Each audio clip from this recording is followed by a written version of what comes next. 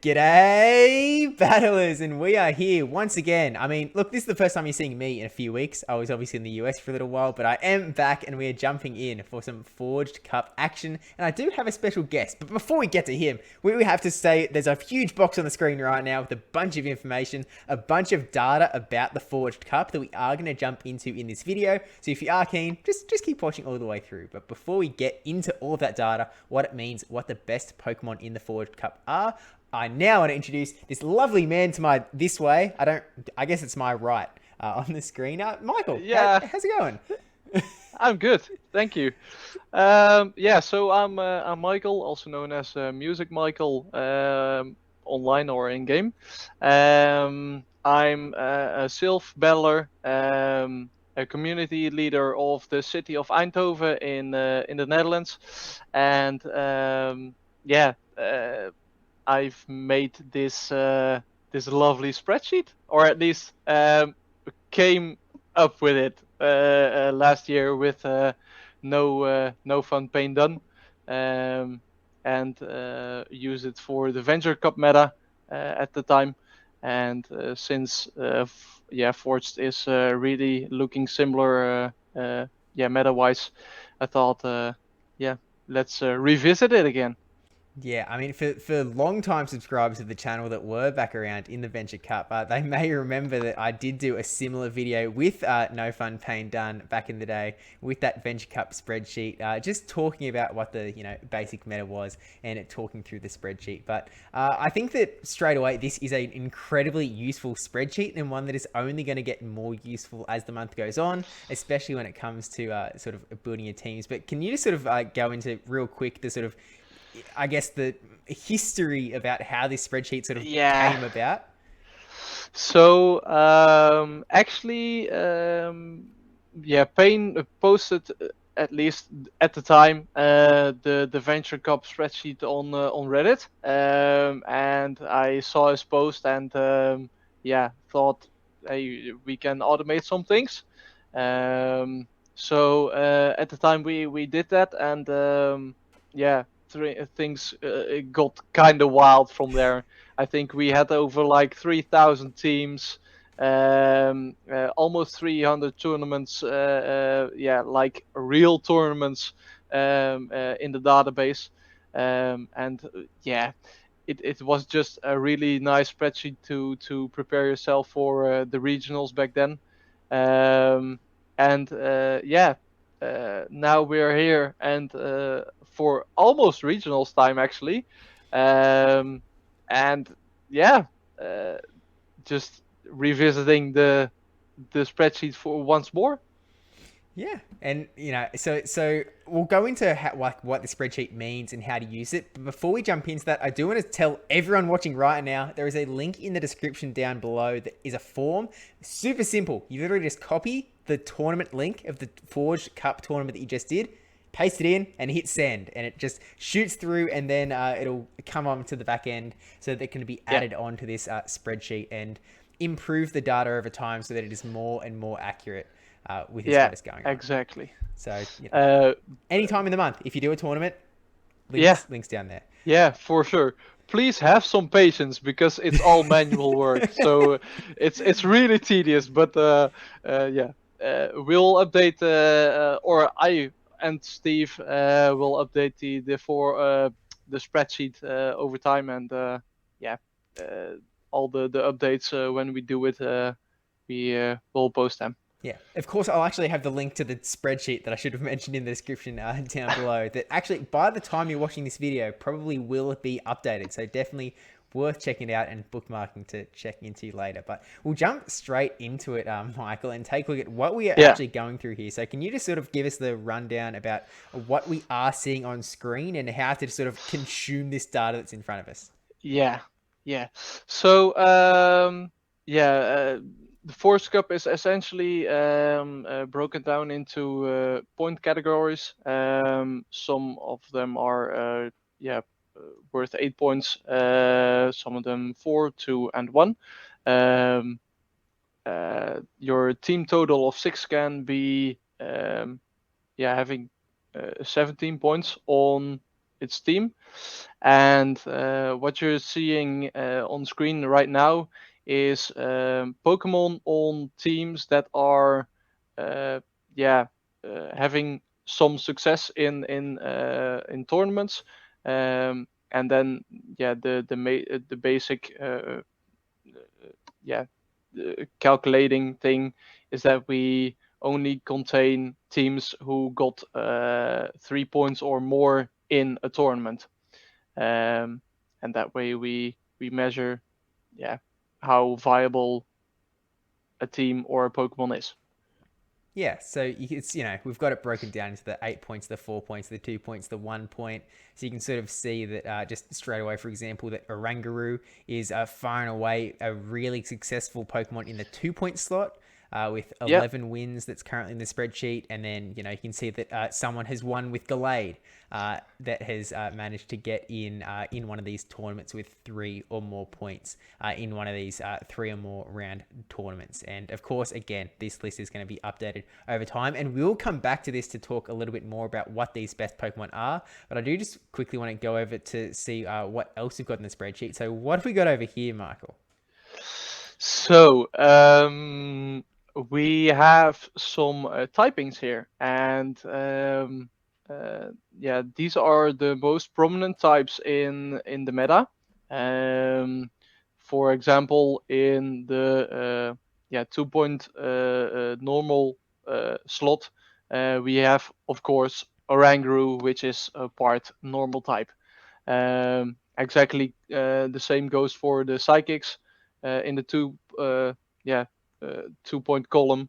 We have Oranguru right there, Gallade, Yeah. and Victini at the moment with 1 point each. So that makes 13 total wins.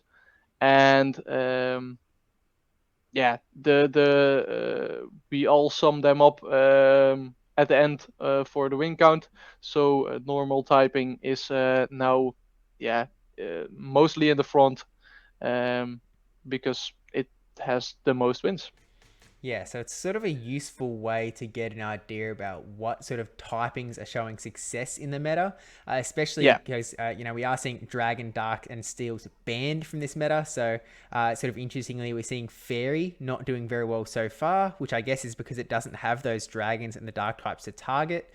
You can sort yeah, of draw some other things that might be useful as well. Like we are seeing like there's been 20 wins from the water types as well, which I think I've personally been seeing that electric types are becoming more and more prominent in the meta, which I think you yeah, can sort of see those sorts of trends in real time. As yeah. if the water type gets big, then more electric types might have to rise up to counter that as For such. sure. And Yeah. yeah, Yeah, Samurott, I think is the most prominent water type at the moment. You see a lot of Oranguru Samurott cores, just because it's yeah, really cheap. They yeah, yeah. do nice things together. I mean, uh, yeah, they cover their weaknesses pretty well. And of course, yeah, Oranguru is just a cheap hypno in this meta. So yeah, why not use it?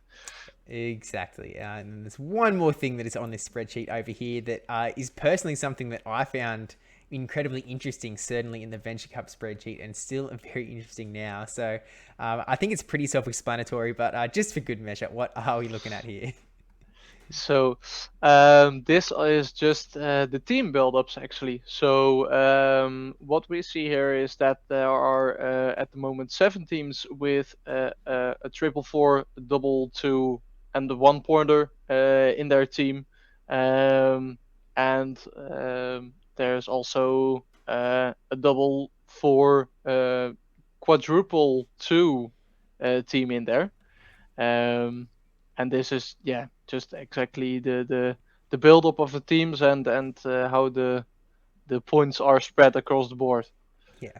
And this is actually sort of a similar way that we saw it fold in the Venture Cup, where we saw that these teams that ignored the 8 point picks and brought in more picks of those 4 point Yeah, variety, the 2 point variety, sort of were able to bring more success, which I sort of put down to the fact that you're able to bring in more better Pokemon. Like if people who are burning that 8 points on one of those really good Pokemon, they end up having to bring a lot of 1-point Pokemon on their team, which certainly there's still plenty of 1-point Pokemon that are good in this meta. Obviously, this top team layout still has a 1-point Pokemon in the lineup. But I think that it's sort of an interesting way to look at it. And I think I actually technically predicted that was going to be the case in my last video. Technically. Exactly. But of course, the 8-point picks being very strong can be really useful in making some sort of cores and whatnot that perform quite well as well. I think it was Venture Cup that we saw the Defense Deoxys Lickitung core way back when. Which that core was just mental. And I was reading they just released the meta development notes for this meta just a few hours before recording this, I think, and they did mention that they wanted to avoid similar sort of circumstances in this meta, which is why certain things like Wobbuffet have ended up on the 8-point slot out of fear that they may find a similar thing. Also, we do actually have the link here as well. So if you don't want to go to the description of my video, you just want to keep this one spreadsheet bookmarked into your tabs, the link is right here directly on the spreadsheet if you do want to update it right there as well. But what we're going to do, we'll jump back over to what we've got so far. Now, there's a limited set of data in here at the moment, and this is, again, going to update. Like, as soon as we're done here, I'm going to start just cramming more tournament data into this spreadsheet, so expect to see it change for sure as it goes on, as you watch this video even. But at the moment, what we've got here, obviously, there's not a lot of trends that we can sort of see over in the 8-point picks. There's not at really the moment. No. Yeah, there's not really a big winner. No. I've launched the spreadsheet only yesterday, so the data is at the moment pretty low. To me personally, I think Nidoqueen might be your top 8-pointer. At least that's what I'm predicting. Together with Lickitung and maybe an old Frostlass or Cresselia there. But yeah, Nidoqueen is just 1, 2, 3, 4, 5 Fang and go on. It's just that strong in the tournaments. Also in the regionals, it's just really putting in some good work. So I'm predicting that to be the top 8-pointer. Yeah, I think that's probably pretty correct as well. Nidoqueen is definitely a really powerful force, especially when you can get it a little bit of an energy advantage or something like that. You can really just power through so many Pokemon. Especially, there's not even any steel types in this meta, so potentially there's an argument to be made that you could drop Earth Power and you could potentially bring in something spicy like Stone Edge. That could hit something like a Frostlass that might be running around for some big damage. Yeah. I don't know. Something worth considering. We're also, or at least I'm seeing a lot of K9 as well already. So that might be one of your targets as well. And exactly for Noctowl, which I think is going to be a pretty prominent pick in the 4-pointers.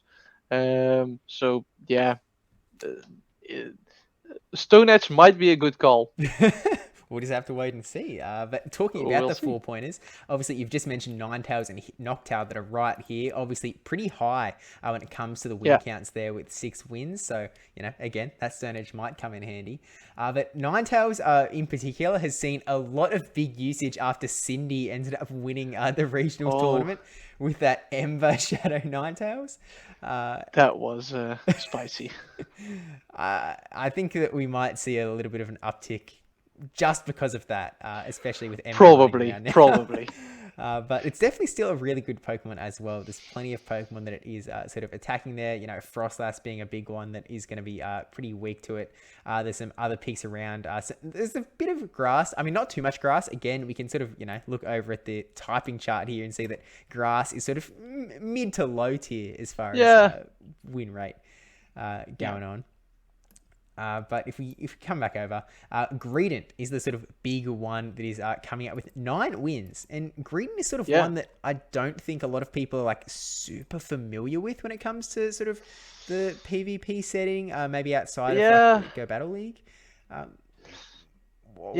Greedent has always been an odd pick for me. At least I think, or at least for me, it kind of feels like sluggish, or with the bullet seed. Of course, it does,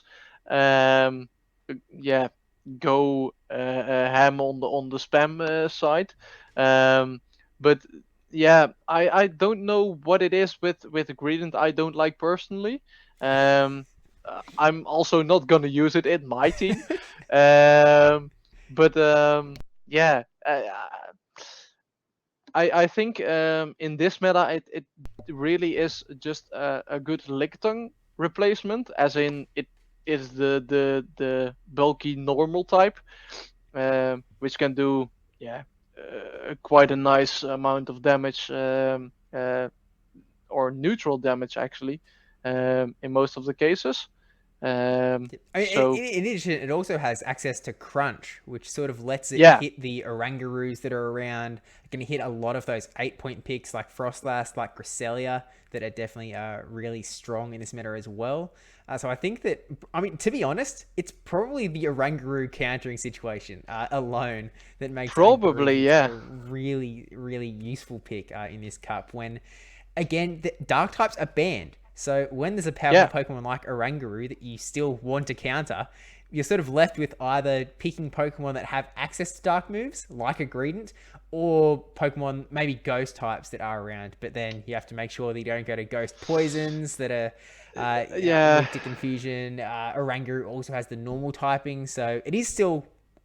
Ghost is still super effective, just one stage, I do believe. But yeah, it's a bit of a shaky little spot. And, you know, again, we can just go over the useful spreadsheet, take a look at the Ghost, and they're pretty low down. Ghost isn't making much of a at the moment, they're not really picking up, no. But let's see how that develops in the further in the month. Exactly, because the way that these things sort of work out, if there's a Pokemon that's really big, like an Orangaroo, and you see that come up, you then start to see Orangaroo counters being used more and more. Then you have to start seeing things counter that. So we might see more things countering Greedent. As we saw earlier on, Normal is the bigger type to beat in this meta. So maybe we see fighting types sort of come up a little bit more to counter that. I think that Heracross is one Pokemon that is actually eligible for this meta that isn't actually getting a lot of use, when I still feel like there's a lot of things that it can hit.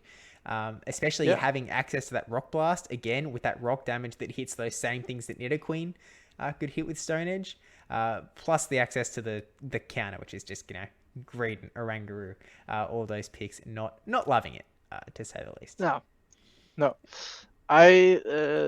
At least for me personally, I find that Lurantis is actually a pretty good core breaker for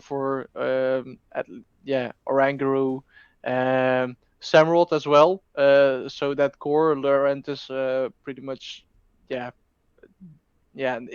doesn't destroy it, but I mean, it really does do well against them, and both are. Is it Fury Cutter Leaf Blade Superpower? Yeah, it is. Yeah. So the moveset is there. Of course, we have some really big answers to Lurantis in the 1-pointers at the moment, like Mukk or Charizard. But we'll see how it will perform in this month. Yeah, this is definitely a sort of meta that you aren't always going to be able to cover everything. So there's certainly going to be teams that, like, you know, if you bring out Lurantis is just going to dominate and just destroy everything. They just really weren't prepared for that Lurantis. But you can come to a spreadsheet like this one and sort of take a look at what Pokemon are being used successfully the most, and maybe use that to adjust your thinking when you team build as to what you need to be careful of, what you need to be able to cover in the meta. And I think we didn't actually focus directly on the 2-point picks. I think we'll mention the other 4-point picks as well, though. We do have Hypno here in that 4 points that, as you said earlier, Oranguru is sort of just a more budget version of that, which I think is probably a bit more preferable. I've also got things like Pidgeot as some flying coverage. We've got Lapras, Galvantula coming in as that electric sort of rise in the meta. We've got Unnovan Stunfisk as well in that same tier. Yep. Golbat, Dugong, Alolan Marowak, Meganium, Pachirisu finally unbanned from a Silph meta. I don't have one personally, so yeah, we'll see how it goes. So big shout out to Tris Chandler and Melgood, who hooked me up with some Pachirisu tech when I was over in the States as well. Needs so much XL candy to go, but we'll get there one day. And then so in the 2-point picks, Oranguru is just the biggest Pokemon in the entire meta. It's really strong. It's got access to that. It's actually got access to dark damage as well, doesn't it? It's got foul play. So confusion, foul play, and psychic. Yeah. Or future sight. Yeah. So it sort of also acts as a counter to itself, which is gonna like self-perpetuate more and more Oranguru. Yeah. I think we'll get a nice. Circle of life Oranguru here and there. There's going to be a lot of mirror match shielding scenarios, people trying to get the foul play through before the other one for sure. But other than Oranguru, the big meta-defining pick, we've also got things like Quagsire coming in. Quagsire, again, access to Stone Edge. Rock is definitely a nice little typing to have in this meta. Plus, you've got some other spicy movesets. You can go with Acid Spray if you really want. Not that I'd necessarily recommend it. No. You can though. You can if you really want to. Of course. And then you've got Surfetched, who again has access to Night Slash, so bringing in that dark type damage. But as a fighting type, you are then going to be weak to the confusion damage that things like Oranguru can throw you away. So give or take in that department. But of course, you do end up countering things like that Greedent a lot better with access to that counter. And I think that it's got access to close combat as well if you really want to run that. But I'd probably recommend more Leaf Blade for the Samurotts that are around as well. Yeah, I think I would go for that moveset as well. Night Slash, Leaf Blade, is kind of really broad and really nice coverage for the meta, I think. You could also run a Brave Word, for example, but I don't think you have that much targets in this meta at the moment. Lurantis. Probably, and the odd fighter here and there, but I think that's not the way to go. So I would just go for Leaf Blade and Night Slash. Yeah, I mean, I'm actually just along the big top sort of core of this meta. Surfetched has counter damage for the Greedent. It's got Night Slash damage for the Oranguru, and it's got the Leaf Blade for the Samurott. So Surfetched could be a nice little. I'm not going to say core breaker just because again it doesn't love the Oranguru matchup very much at all. But true, it's definitely going to be a pretty interesting pick. Yeah, could be one to counter indeed the top of the meta. Yeah.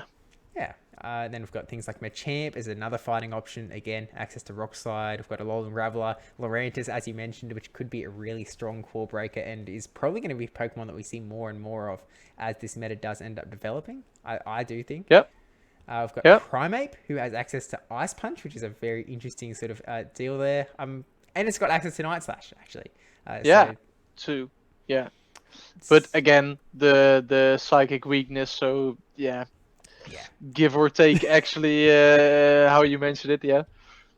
Maybe, I guess those fighters do get a chance. Maybe they get into a Greedent matchup. They are able to farm all the way down, have a ton of energy, and then they can just throw bulk Night Slashes at the Oranguru that comes in. Yeah. But, then you're going to deal with the fact that, like, you throw the first Night Slash, Oranguru gets a confusion through. That confusion damage is going to register before you get your second Night Slash off. So, kind of iffy. Yeah. It could be some sort of defense, maybe. It could work out for sure. I'm certainly. We're definitely going to see some games that end up in those sorts of scenarios as time goes on. I've always got things like Gorgeist. There's some Ghost type actually appearing. I've got Alolan Golem, Gligar, Luxray, Roserade, Glade, Victini, and Crustle, and Salazzle actually making an appearance as well. Really interesting. I didn't expect that, to be fair. Of course, the typing is really interesting. Fire poison. But again, you have that Oranguru weakness, as well as Hypno, and maybe some other Confuser user.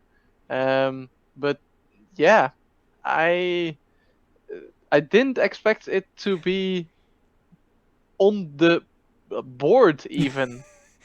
Look, I have a feeling that as this spreadsheet develops, as more data gets put into it, I don't expect Salazzle to exactly rise. No. Uh, I with the uptake of Samurott indeed, and Muk as your kind of alternating poison damage ish user. Yeah, I think we'll see it more go downwards than upwards. Yeah. yeah, sorry, Salazzle. I'm not. I'm just salty because I don't have one yet. But over in the 1 point slot, of course, we have that Samurott as the second biggest winner in this meta, which is definitely helped out by the fact that it is only 1 point, so you can sort of fit it onto any team and cram it on Yeah. really nicely, and it's really strong. You've got access to that Hydro Cannon. You've got access to Mega Horn for that big Oranguru super effective damage as well. And Yeah. really spammy, especially with, Fury Cutter as that fast move. Can really Oh, do for a sure. lot of damage for Yeah. sure. And as you mentioned, forms a really nice core with that Oranguru. Uh, For sure. does really well. And then, as you mentioned, we've got Muk here coming in at number 2 with that sort of supplying that poison damage for you. I think Muk actually has access to Dark Pulse as well. Yeah, it does. But It again, does. Muk has the poison typing, so it's weak to confusion damage. As, Yeah. as a lot of these Oranguru counters seem to sort of end up being. Yeah, Uh, that's. I think. Yeah, meta-wise, Oranguru would be the Pokemon you would see on almost every team. yeah. I don't think anyone's going to deny that, especially as things keep moving through. We've got some fire damage in here with Charizard. We've got Alolan Raichu, Seaking Toxicroak is a really interesting one because I just can't fathom bringing a Toxicroak into a meta where confusion users are so big. But you can make the argument that it means that your opponent gets less farm, you get cleared out of that matchup sooner. Maybe use For Toxicroak sure. merely as a sacrificial lamb to bait out the Oranguru so that you can bring in your hard counter of Alolan Marowak. Yeah. And that's not even a hard counter because it's got foul play. No. How do you... Oranguru! How do you counter Oranguru in this meta? Oh, I guess Gligar has access to Night Slash. Oh wait, does it? Or does It does. Gliscor only have it? Yeah. I guess that's not weak Oh, to confusion yeah. damage. And Gliscor actually popping in right under Toxicroak with that Night Slash as well for only 1 point. Maybe that's a way that you can go. Obviously, 2 people have got some success with Gliscor already. And then Yeah. Chestnut, Dedenne, Blastoise, Ampharos, Sudowoodo, Piloswine. Dedenne coming in at that 2 points as a fairy type is interesting. I think that it's probably mainly there because it does have that electric damage that can sort of counter the Samurott a little bit better. Just because I don't really know what fairy is doing for you except for the sort of fighter that's here or there. Yeah, I agree. I think there are at the moment better electric types. For example, a Achu, or Alolan Graveler or Golem, which got the new rollout Mm. last month.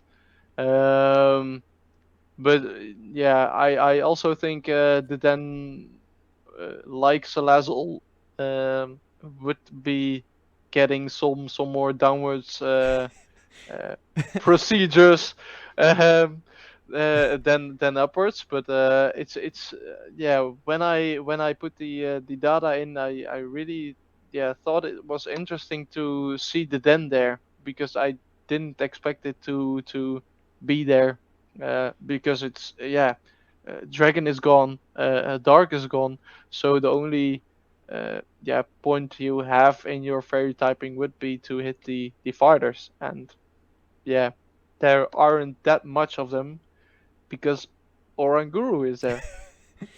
Yeah, actually, looking at there is Noctowl as well that is definitely useful for the electric type, but as you said, Alolan Graveler, Alolan Golem can sort of, Alolan Raichu do that job pretty well as well. I guess the only thing that Dedenne has above Alolan Raichu, both being in the 1 point slot, is that it is a bit bulkier.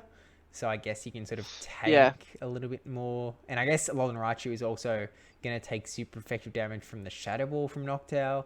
Obviously, true. Noctowl is up here with 6 wins, so it's definitely like a big performer relatively so far. So maybe that's something worth considering. And actually, that is actually a big reason why Noctowl is also good, because Noctowl, that's a thing you can counter a Oranguru with. Yeah, why not? Yeah. As long as you can actually get to a Shadow Ball, which Yeah. takes a bit of time. Yeah, that's true. I think that's actually hitting neutral, isn't it? Yeah. Oh, because it has the normal. Actually, no. Okay. I think Ghost is still one stage super effective, but It even with the does. normal typing, I think that it's double Okay. super effective to Psychic, single resisted by. Oh, I could be wrong.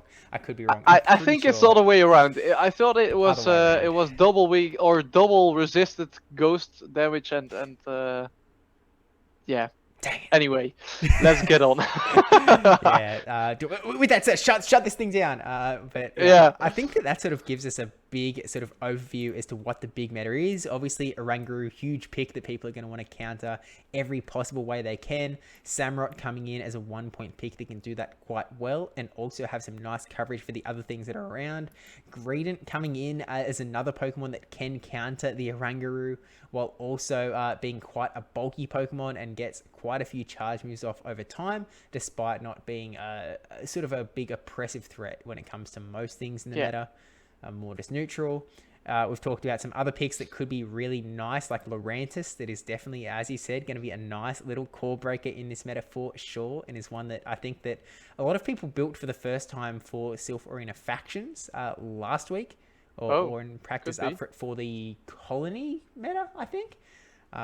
So anyone who built it for that may have some extra chances to use it here, or convince other people to build their Lurantis so they can do some more scrims with them for factions. Um, but yeah, is before obviously again, link in the description to both the spreadsheet and to the form to submit tournaments so that this data can become better over the month. And again, if you just want to save the spreadsheet, the link is right over here on the right hand side. And something that is also going to be really interesting to watch is how this point breakdown changes over time. I do suspect that this one is probably going to remain the big kingpin of the meta by packing in so many high value Pokemon. And still, I mean, look, you only have to bring 1 point Pokemon, and Samurott is looking pretty pretty OP as a 1 point Yeah, pick. at the moment, yeah. But Michael, I mean, thanks for coming on. Thanks for sharing this spreadsheet and putting this spreadsheet together for us. I mean, is there anything you sort of wanted to say before we rode off into the sunset? I think a good shout would be to thank Pain Done, because otherwise we wouldn't even have this spreadsheet. Um, and yeah, let's see how the tournament goes on through the months, and or through the months, and yeah, let's see.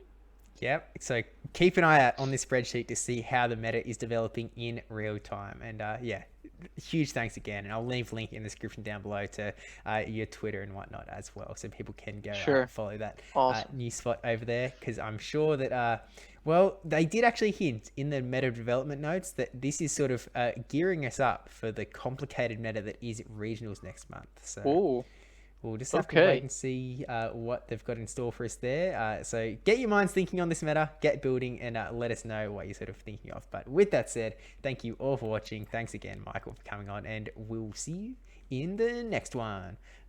See ya. Bye.